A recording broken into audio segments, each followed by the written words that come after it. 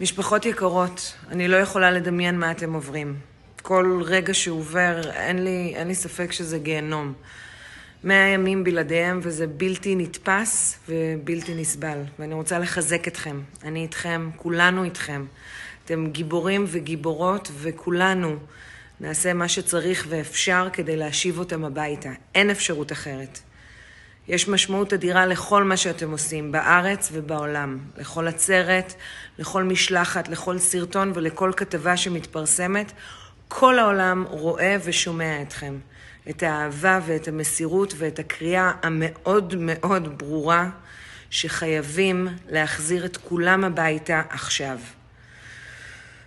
נושא החטופים עומד היום בראש סדר העדיפויות בכל בית בישראל וגם בבית שלי.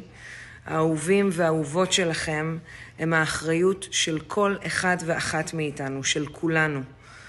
ואני רוצה להגיד לכם ולכל מי שצופה בנו, שאנחנו חייבים להמשיך לפעול ולהמשיך לזעוק את הזעקה של כל אלה שעוד שם בשבי חמאס.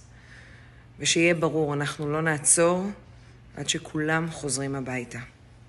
אני מחבקת ומחזקת כל אחד ואחת מכן.